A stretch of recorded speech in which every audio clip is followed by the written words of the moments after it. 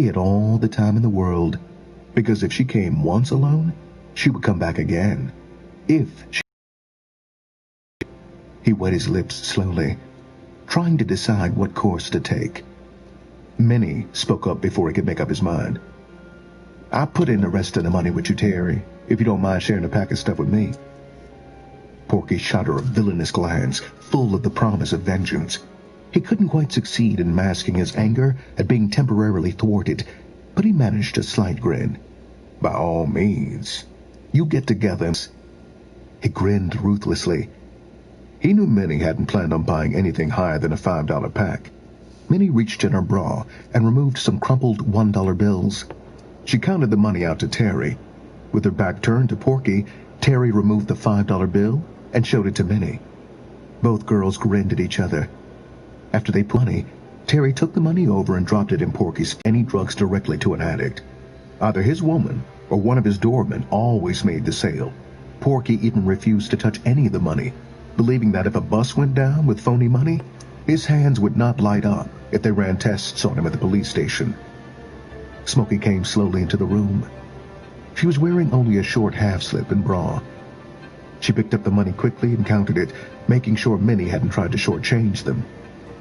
She stared coldly at Terry out of half-closed eyes. There was contempt in her look. She despised women like Terry. She considered them as pampered bitches, never having really experienced any of the hardships of life. She remembered how it had been when she first met Porky. He was a small-time pusher, and she had come to his house broke and sick. He had taken her in, given her a place to stay, and enough dope to get her drug sickness off, then enough money to go to the doctor the next day. It had taken 2 weeks before the female trouble she had disappeared, and all that time, Porky supported her. It was the first time in her life anyone had ever been kind to her. "Is it all there, baby?" Porky asked, hoping in his heart that they were short. When Smokey nodded, he removed 2 $10 bags from his shirt pocket and gave one to Smokey. Smokey counted the money again, then took the pack and held it out to Terry. Before Terry could take the dope and walk away, Porky grabbed her arm and pulled her close. His breath was strong and hot as his yellowish teeth grinned up at her. "You take this other pack, Terry, and use it to wake up on." He pushed the other package of dope into her hand as she tried to pull away. He rubbed her arm slowly. A feeling of revulsion shook her as she felt his sweaty fingers caress her arm intimately, but it didn't occur to her to refuse the heroin. "Let's go over to my place and do this stuff up, Terry," Minnie said as she stood up.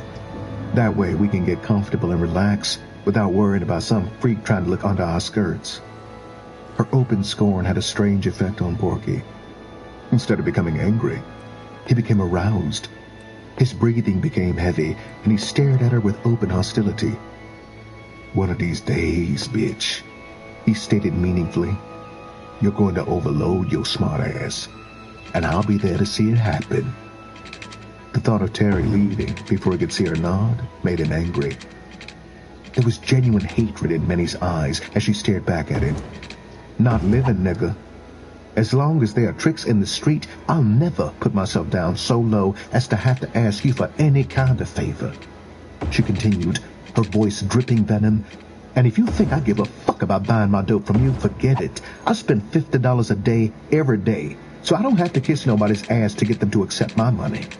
You know as well as I know, there are too many dealers in Detroit for me to have to get down on my knees to your fat ass. So whenever you feel as if you don't want my business, don't bite your tongue." Smokey had started back towards the bedroom, but stopped to listen to Minnie. "Tell that wise-ass bitch to take her business somewhere else, then," she yelled to Porky. "Like we really give a fuck about her funky $50. Porky hesitated for a brief minute. He didn't want to say something while he was angry that he would regret. She was a good customer, true enough, but $50 didn't mean shit to a man who had the business he had. If he put her up for keeps, he'd never have the chance to see her when she became sick, and he had no doubt about her one day having to come to him for help. Not if she kept using, and he was sure she'd continue using until the day she was arrested or the day they put dirt on top of her. He had put up with her sharp tongue now for over a year, so it shouldn't be too hard to put up with it for at least 6 more months. With her being pregnant, it shouldn't take that long. When the day did come, when she came begging him to take her to bed, he'd laugh in her face and then make her perform with one of his dogs. The very thought of it was enough to cool down his anger. "Take care of your own damn business, Smokey," he yelled. But there was no anger in his voice. Terry stared at his scowling features. The very thought of him putting his large, blubbering lips on her was enough to fill her with revulsion. She stared at Smokey's departing back and wondered how the woman could possibly live with such a man. It only went to prove what they said was true. There was someone for everybody. "How far do you live from him, Minnie?" Terry asked. "I stay at the hotel across the street," Minnie answered, and started towards the door. "If Porky don't act funny and stop us from taking our stuff out, we can go over there and do up." The doorman opened the door for them after Porky gave him a nod. Both women gave a sigh as they left the shooting gallery. The only thing that informed the passerby that it was a hotel was an old sign hanging from the dilapidated porch that read, "Transient Rooms for Rent." A sharp blast of wind almost lifted the short skirts Terry wore as they hurried across the street. She clutched her short, stylish coat around her and followed Minnie. They entered the hotel, and she glanced around. The inside was just as bad as the outside. Just past the entrance on the right was a check-in office. Actually, it was just a room, only the door was different. The top of the door opened, while the bottom part could be kept closed. Sitting behind the closed part of the door was an old woman who looked as if she were part of the building. Her face was covered with wrinkles, and her head a ball of knotted gray hair. When she leered at them, she revealed a mouth completely empty of teeth. There were 2 or 3 snags that might have once upon a time been called teeth, but now there was nothing but yellow stumps inside her mouth. She waved a withered hand at Minnie. "My, honey, you ain't working tonight, huh?" she inquired in a voice that was much stronger than the frail body it came from. "Maybe later on tonight," Minnie replied over her shoulder as she led the way up some stairs. Once upstairs, they went down a narrow, dimly lit hallway. Minnie stopped at a door without a number on it. "I use this room for my tricks," she said in answer to Terry's surprised glance. "That's about all this hotel is used for, Terry. If you got a John who ain't got too much money, you can bring him here, and the old bitch downstairs won't charge you but $1 for the use of a room." Minnie opened the door as she talked, and they went in. "The only thing really wrong with the damn place," she continued, after closing the door behind them, "is the toilets. You have to use the one at the end of the hall. Ain't none of the rooms got a private John, but you get used to it." She tossed her light summer coat on the bed. "Sometimes it pays off. If a trick pays you beforehand, and you can get out of the room with the excuse that you're going to the toilet, well, it's just too damn bad for the trick. If he's that damn dumb, he needs to be took off." Terry examined the room as though it were an alien spaceship. Her upbringing had not prepared her for such poverty.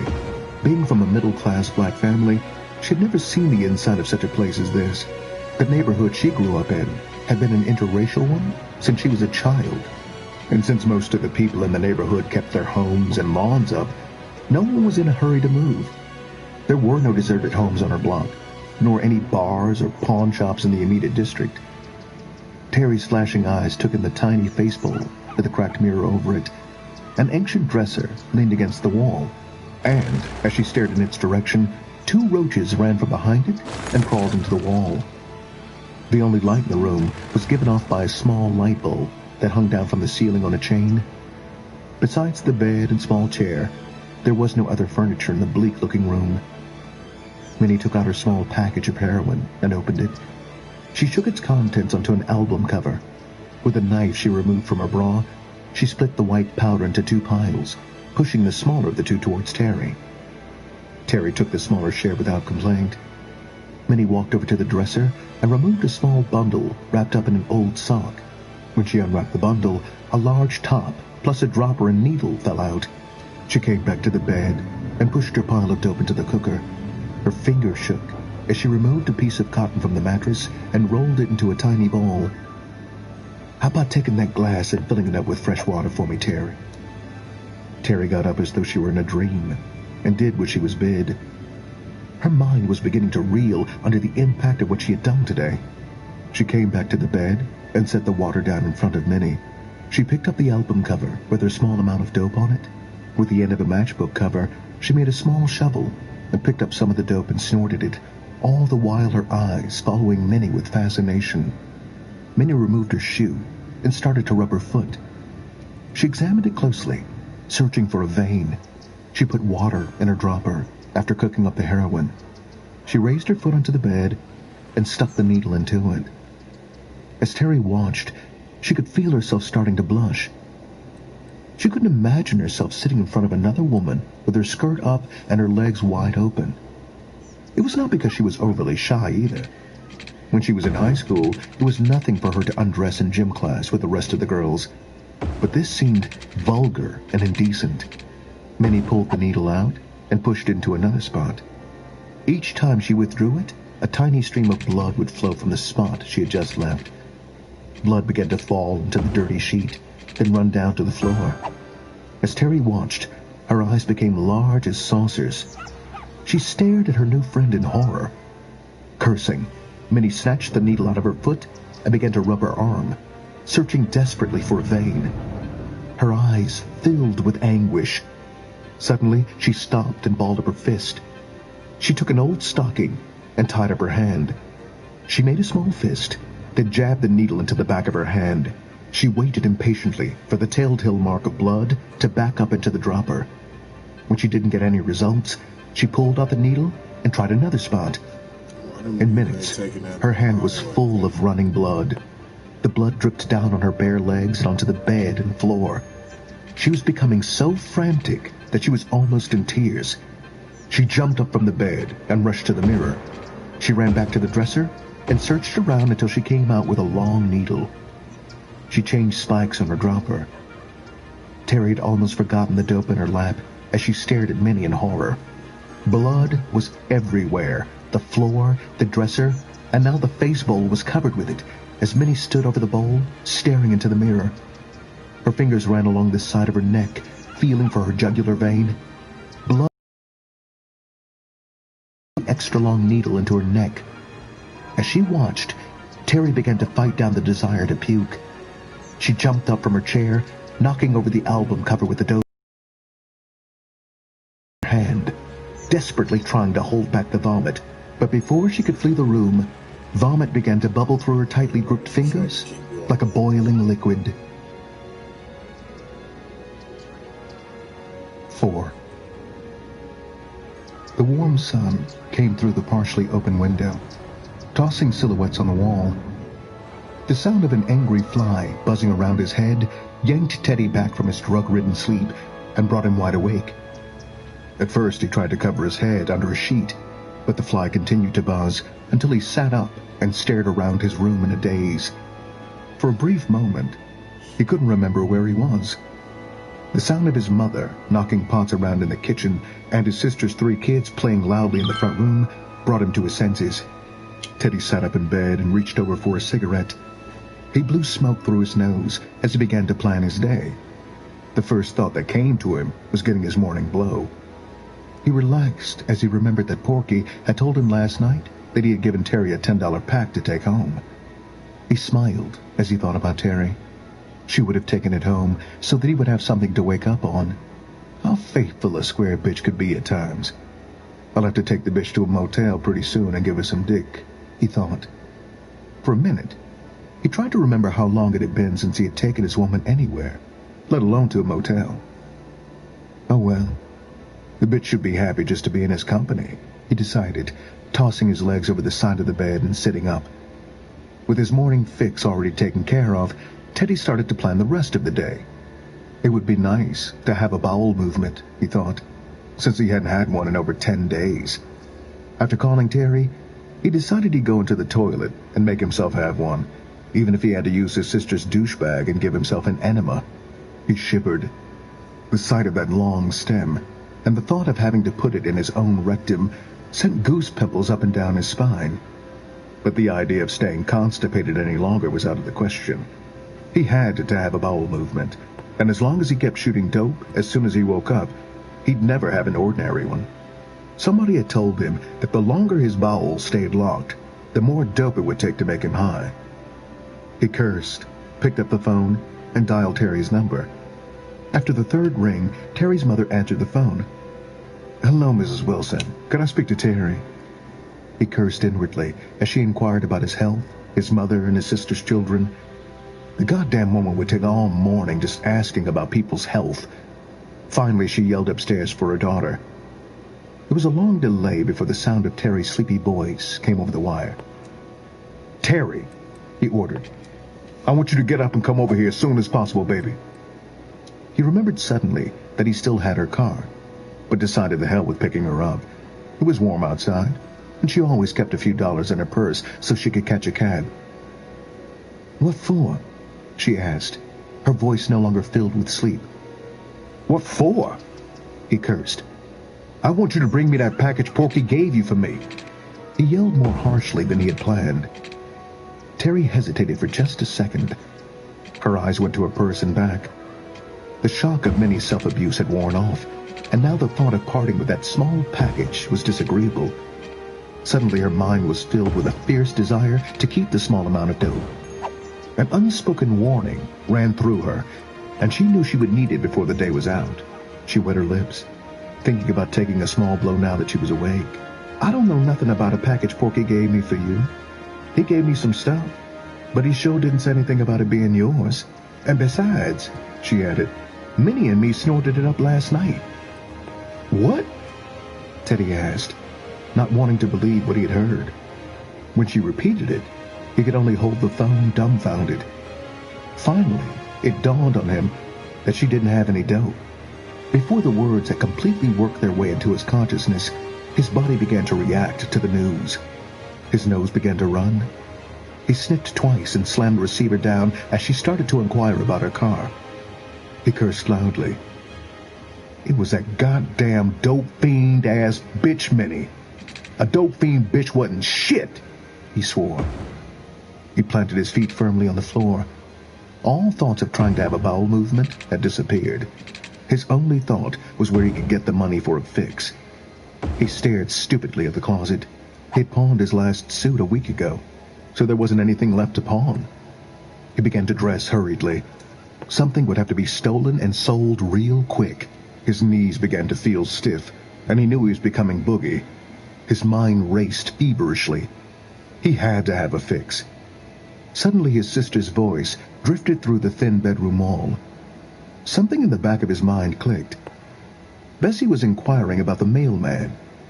Instantly it came to him. Today was the day for some of the ADC mothers to get their checks, and his sister was one of them. He thought about stealing the check, but just as quickly tossed the idea away. His sister was too sharp to let him beat her to the postman. Teddy stumbled out of the bedroom into the front room. They lived in a small 3-bedroom frame house. There were 6 of them, his mother, his sister, and her kids, and him. He couldn't begin to remember what his father had looked like. When he was 4, his father was stabbed to death in the neighborhood bar. Since then, his mother and sister had worked, always making sure there was enough food in the house and that the place... Live me hating, they ain't letting me get my feature so I could see my shit. Hating ass live me. Stayed clean. Sometimes he would steal enough stuff from various stores and bring some of the stolen meat home. Ham, lunch meat, steaks, it didn't matter. Whatever he stole, there was always some use for it at home. Though his mother would complain about his stealing, she always accepted the food. She knew if she didn't accept it, he would only take it out and sell it to one of the neighbors, who were always looking for some kid in the neighborhood to stop off with some hot meat. His sister Bessie stared at it. "Look what the cat drug in," she said coldly. "You better watch your purse, Mama. His nose is running, so he's looking for something to steal." "Why don't you shut your goddamn mouth?" Teddy yelled angrily, glaring at his sister. "You just shut your filthy mouth up, boy," his mother ordered from the clean little kitchen. "I done told you, Teddy, I ain't gonna have you swearing around these little kids like you ain't got no sense. You better get your mind right, boy, or either get out in the streets and stay with them bums you run around with." Teddy stared at his mother. For a moment, he wanted to cry. to be able to lay his head on her huge bosom and beg for help, for understanding. He needed someone to understand the hell he was caught up in. He stared at her short, squat figure and knew she would never understand. Her wide face would fill with concern because she loved him, but she would never be able to understand his being strung out on a habit. Anything you couldn't control, leave it alone, she would say. She had once liked to drink, but after getting religious, she had quit. She believed firmly that that was all you had to do. Quit. On many occasions, she had tried to get him to go to church with her, believing that once he found God, the desire for dope would just disappear. He turned to his sister. Bessie, I got to have $5. How about loaning it to me when your check comes? Bessie snorted. Huh, that's what you said last check day, and I ain't got my money back yet. She glanced out the window for the mailman. You keep up with my check day better than I do. Bessie looked like a younger version of her mother. She was short and plump with a round face. The only difference was that she had the same golden brown complexion Teddy had, while their mother was dark. Why don't you ask that Miss Fine you're always running around with? She got a job downtown and all them pretty clothes. That's where you ought to be trying to get your money from, Bessie stated, putting her hands on her hips. I got 3 kids to support, and I sure can't take care of no dope thing. You got that wine-head nigga to support, Teddy yelled, losing his control. You just keep on, and he's gonna put another baby in you. It ain't none of your business what me and him do, she answered angrily. And at least he ain't no damn dope fiend. Their mother came into the room, tossing her arms in the air. You 2 kids is going to be the death of me yet, always arguing about nothing. Why, you carry on worse than the little ones, and that's a fact. She spoke to her daughter. You better pay heed to what he said, too, Bessie. I don't want you coming up with no more babies. She remained silent for a moment. And you ain't got no money to be giving that man either. If he comes sitting around here today, I'm sure gonna tell him about it. She turned on Teddy. Ain't you got Terry's car out front? I seen it when I come back from the store, she said, not giving him time to answer. Bessie Mae, you pay that boy something to take you and them kids to Kmart's so you can buy them some shoes and pants. Why them boys of yours is running around with their feet on the ground? Bessie squirmed. Oh, Mama, you know I can't keep them in shoes. They just run around outside and kick cans with them, and a week from now, they've been around so much that the soles will be coming off. I don't give a damn, her mother said unyieldingly. You had them, and you gonna damn well take care of them. You hear me, girl? You ain't got too big for me to take a strap to, and don't you give me no sass. You always starting something, Bessie said, turning and taking her anger out on Teddy. Their mother walked to the window and looked out.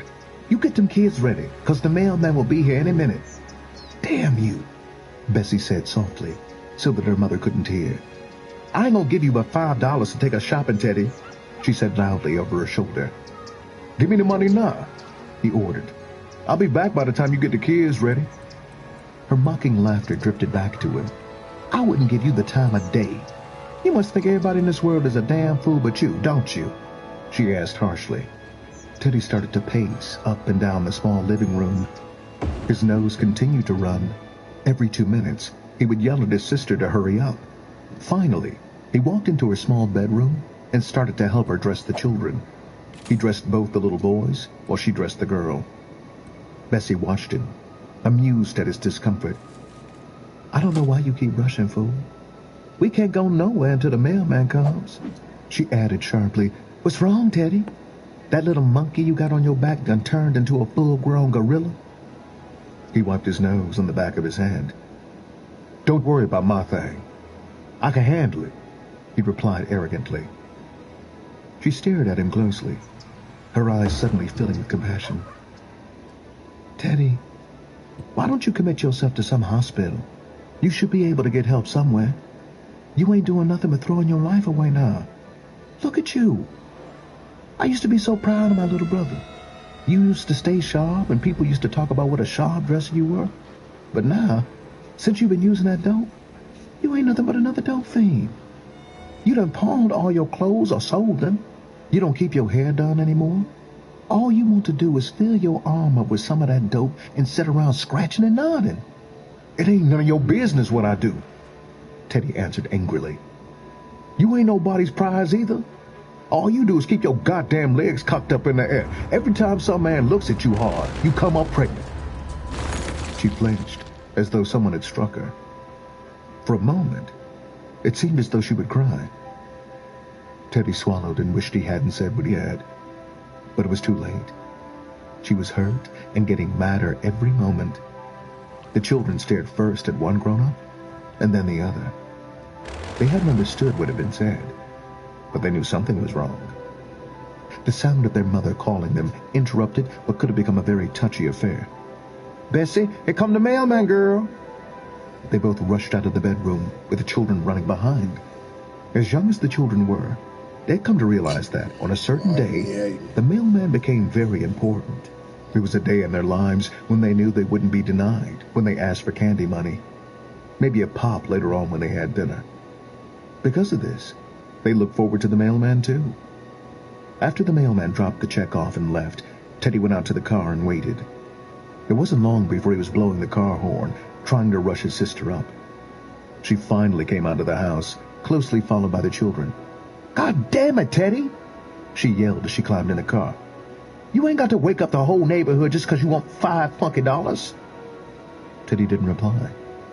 He knew that, now they were out of the house, he had better be careful about what he said to her.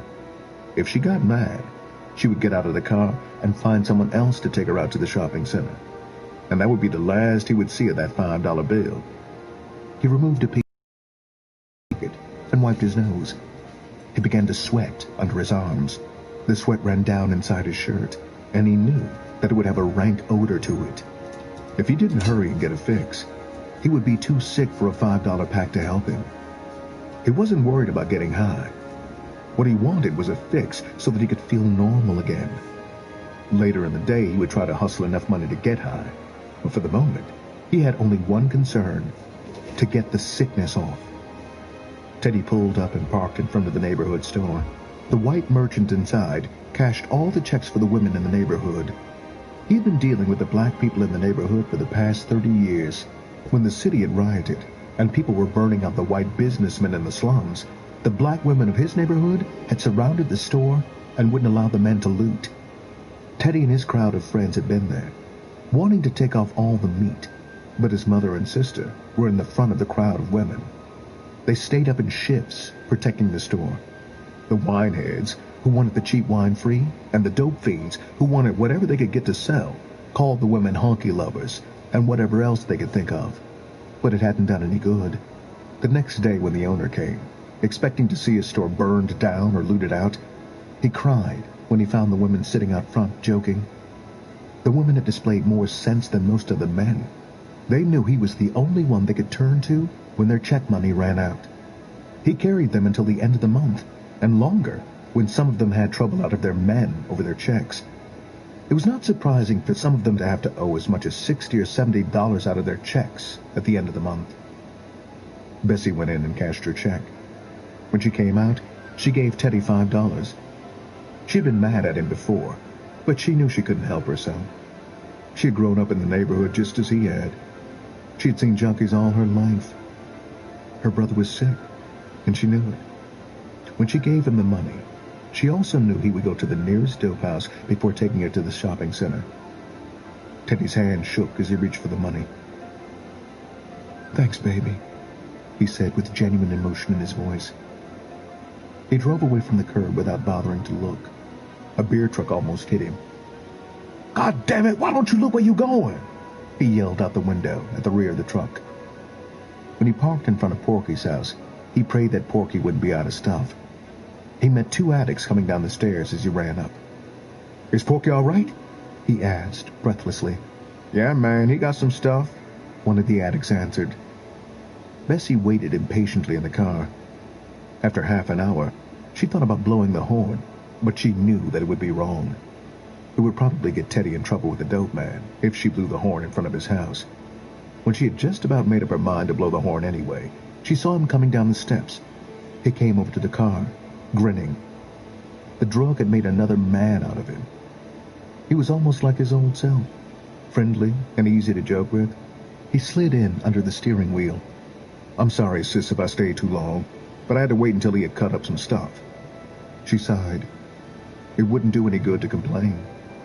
He'd given his excuse, and he probably thought that anyone would be able to understand why they had to wait almost an hour. The shopping center was crowded when they pulled into the parking lot. Teddy found a spot to park not too far away, and they all climbed out. Bessie led the way into the store. Just like most women, once she entered the store, she lost all conception of time. Her eyes brightened, and she became obsessed with shopping. After an hour, she was still walking from counter to counter. After the second trip around the store, Teddy began to grow restless. "I thought you was gonna buy the kids some shoes, Bessie," he asked.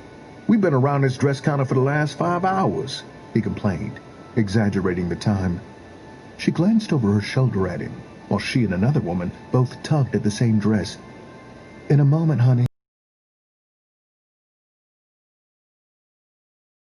eyeing the dress rack coldly. They were too cheap to steal, unless he could get away with the whole rack. He watched the other woman's purse and wondered idly if he could dip on her before she noticed him. He disregarded the idea. Ever since entering the store, he'd been looking for something to steal. But whenever he got the opportunity, the merchandise was always too cheap to bother with. He promised himself that, before he left, he'd take something to get another blow off of. As soon as the woman turned loose her end of the dress, Bessie lost interest in it and turned away from the dress counter.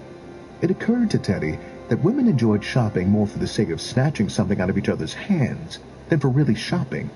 The PA system announced a sale on children's clothes. The mention of sale immediately caught the women's attention, and before the speaker had finished, there was a small stampede toward the children's department. Teddy watched his sister, amused. She was like a racehorse coming out of a stall. With a firm grip on each of her son's arms, she was off and running in the wake of many of the faster women shoppers. When they reached the sale counter, it was too crowded, so they walked over to the children's shoes. After new tennis shoes were put on the boys' feet, they didn't want to take them off. They started to cry when Bessie ordered them to take the shoes off. To prevent the children from crying, she let the boys keep their new shoes on. The little girl decided she wanted to wear hers too. So again, she relented. She gave Teddy the old shoes to carry. They started for the checkout counter, but Bessie spotted an opening where the sale was going on and made a beeline for it.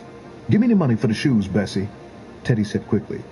"I'll take the kids up front, so we won't still be at the end of the line when you get there." Without giving it any thought, she removed a $10 bill from her purse and gave it to him. "I'll catch up with you shortly, Teddy. I just want to get a few new outfits so the kids will have something to wear when school starts back." Teddy took the money. As he stood in the crowd of women, he dropped the boys' shoes on the floor, out of sight. He kicked them towards the front of the crowd of women. He pushed the kids up the aisle in front of him. When he got to the front counter, he stood on the side, not bothering to get in the line. He glanced around him casually. The old pair of girls' shoes were stuck down inside his shirt.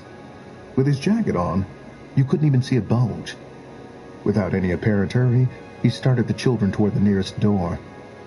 As soon as they reached the sidewalk, two white men stepped up beside him and grabbed his arms. Without any hurry, they ushered him and the children back in the store and led them to an office in the rear of the building. It had been done so neatly that very few people realized what was going on. A little later, when Bessie paid for her articles, another woman approached her as she left the checkout counter. They spoke briefly for a few moments. Then the woman led her toward the office in the back of the store. When Bessie entered the office, she saw her children standing around crying, while her brother leaned up against the wall as though nothing had happened. More ashamed than frightened, Bessie removed all of her sales slips and showed that she had paid for all of her purchases. "It must have been a misunderstanding," she pleaded. "Teddy must have thought that I was going to pay for the shoes." The store detectives watched her closely. The crying of the children was beginning to get on their nerves. "We don't have the slightest doubt in our minds about whether or not your brother was planning on stealing those shoes, miss. If he had intended on paying for them, why would he have bothered to conceal the old ones that the kids took off?" Bessie shrugged her shoulders. She felt like crying herself. Nothing like this had ever happened to her before. She was angry at Teddy, but she didn't want to see him go to jail. "Couldn't you let him go this time?" she pleaded. "I'm sure if you do, he'll never come back in your store again." She stared from one detective to the other, anxiously. The woman who had shown her the way to the office spoke up. "Could you pay for the shoes?"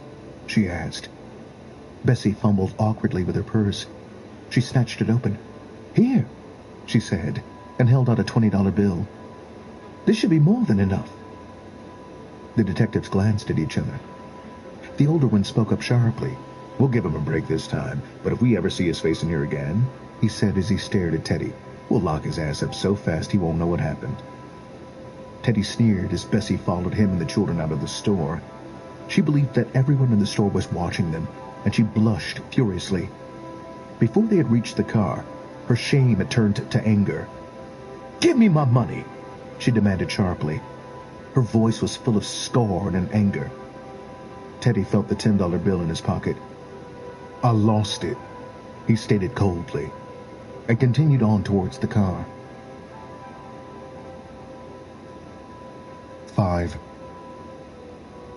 It was a hot, muggy day, and the sun was shining brightly through the windows. Terry put the vacuum cleaner in the closet and went back into the front room. Their home was a lovely house that ran in the $20,000 bracket. Her father kept the lawn beautiful, and her mother kept the inside of the house immaculate. The living room and dining room floors were covered with light brown, wall-to-wall carpeting, and boasted matching dark bronze French provincial furniture and golden drapes. The dining room table had a matching china cabinet. All gave the appearance of utter good taste. "Terry?" her mother called from the kitchen. "Have you finished yet?" "Yes, Mom," Terry replied as she flopped down on the couch. "You want me to make some chicken sandwiches for your lunch today?" "Don't worry, Mom. I'll probably buy something to eat at work. Lately I haven't been having any type of appetite." "You can say that again," her mother replied. Again and again her mind returned to the dope upstairs. She'd got out of bed and come downstairs to get away from the temptation, but the yearn for the drug was getting too big. All the while she'd been cleaning up, her mind kept returning to the heroin. It was becoming a fixation she couldn't quite get away from. Never before in her short life had she ever had such a desire. It was a nagging, constant thought, something she couldn't just dismiss. She sniffed and wondered if she was coming down with a cold. For the past half an hour, she'd been sniffling. She promised herself that she would absolutely refuse to snort any dope for the next week. Yet before the promise had left her mind, she found herself climbing the stairs towards her bedroom. Her mother's voice drifted up the stairs. "What is it now, Mother?" she asked sharply. She couldn't keep the irritation out of her voice. Her father's voice reached her, even though it was muffled by the walls of the bathroom. "When did you start talking to your mother in that tone of voice, Terry?" he asked mildly. "I'm sorry, Father. I just have this awful headache today, and everything seems to annoy me," she yelled back down the stairs. "I'm going to lie down for a few minutes, Mom. If you want anything, I'll be in my room," she added. "My head is killing me." Before she could hear her mother's reply, she was in the bedroom. Terry locked the door behind her and rushed over to her purse. Her fingers shook as she took out the heroin and poured it onto a small face mirror. Quickly she rolled up a $1 bill and made a quill. With trembling hands, she began to snort the poisonous white powder. She made a face as the bitter taste came up in her throat, but it soon passed, and she began to feel the soothing effects of the drug. Terry lay back on the bed and put her feet up. She slowly lit a cigarette. Her eyes closed, and the cigarette dropped from her hand. Her head jerked up as the fire burned through her thin blouse. She caught the cigarette as it fell to the floor. Suddenly, there was a sharp knock on the door. She flinched at the sound. "Terry, are you in there? What's the idea of the lock? Are you dressing or something?" Her father sounded concerned. "You're not sick, are you?" "No, Daddy. I was just changing my clothes," she lied easily. Terry took off her blouse and opened the door in her bra. "Ain't kind of early for you to be up, Daddy?"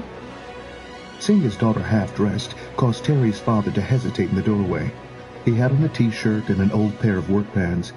His hair was turning gray in spots, while his brown eyes showed crinkles in the corners.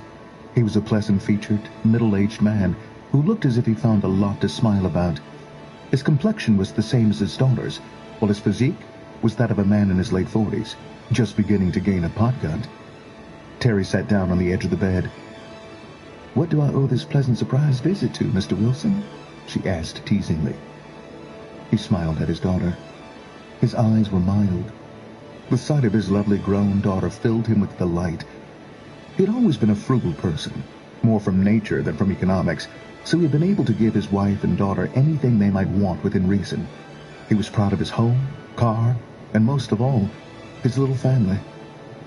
"Your mother wanted to know if you would have time to drive her to the supermarket," he asked. Terry bit her lip. "I'm sorry, Daddy. I let Teddy have the car so he could go job hunting this morning," she answered, knowing that Teddy would never bother looking for a job. He frowned. "There's something I've been wanting to talk to you about, young lady. Do you think it's wise to keep allowing Teddy to have your car?" Before she could reply, he continued, "Even though the car's in my name, I've always treated it as though it was yours, Terry. But lately I've been having second thoughts about the matter.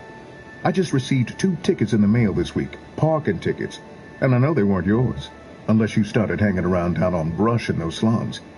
"I meant to pay for those tickets, Daddy," she replied, lying again. "But they just slipped my mind.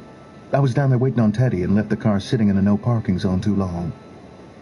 Her father stared at her curiously. "There's one more thing I want to bring to your attention, Terry. I told you when I signed for that car that it was your responsibility to pay the car notes on it, yet I've got a notice in my room that says you are overdue on a payment." He continued, "Now, I don't want to get in your business, but you don't even have to pay rent, so I can't imagine what you're doing with your money, unless you're starting to take care of that lazy young man you run around with." "I'll take care of that note this week, Daddy," she answered angrily. "I don't know why you and Mama always think I'm giving my money away. I happen to be buying some winter clothes, and I just forgot the car note." Her father turned away from the doorway and started down the hall to his room. "Just make sure you don't forget it this week, or I'll make sure you don't have to worry about it anymore," he answered her loudly over his shoulder as he continued on his way. "Damn it, damn it, damn it," she swore as she slammed the bedroom door. "I lost my high listening to him complain," she rationalized to herself as she picked up the mirror and raked up the little bit of dope left on it. After snorting it, she sat back on the bed and tried to recapture the high. But it was no use. "I can't even get a decent nod in this house without someone bothering me," she thought. Terry began to pace the floor, thinking of where she could get the money to buy another blow before going to work. She picked up the phone and dialed Teddy's house. After talking to Teddy's mother, she hung up the phone, more angry than she had been at first. There was one thing she was going to do, she decided.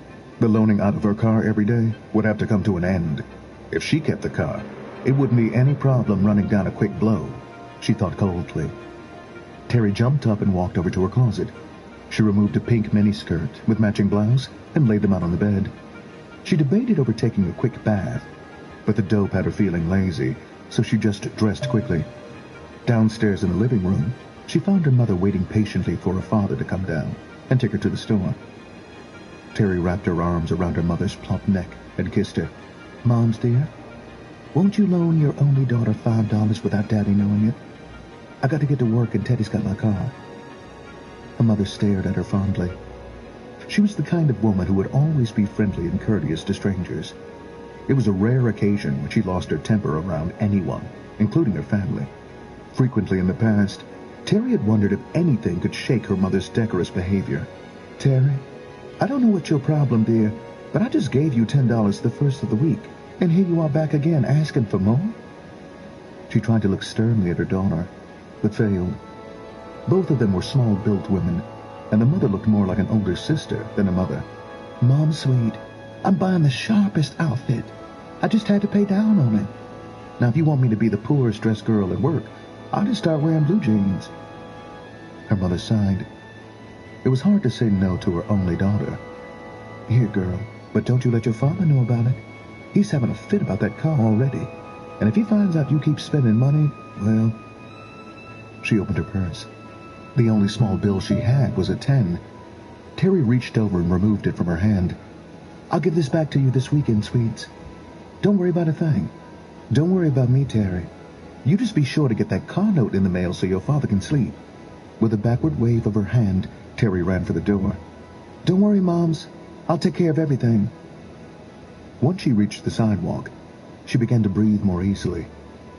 She walked swiftly, keeping one eye open on the street, watching for someone she might get a ride with. The young boy who lived down the street blew his horn at her, and she waved him down. She ran over and jumped in his car, not giving him time to say no. "Biddy Banks, I ain't seen you since last winter," she said quickly, giving him her most charming smile. He smiled back. "Hi, Terry. I've been busy working midnights and going to college in the day." His voice was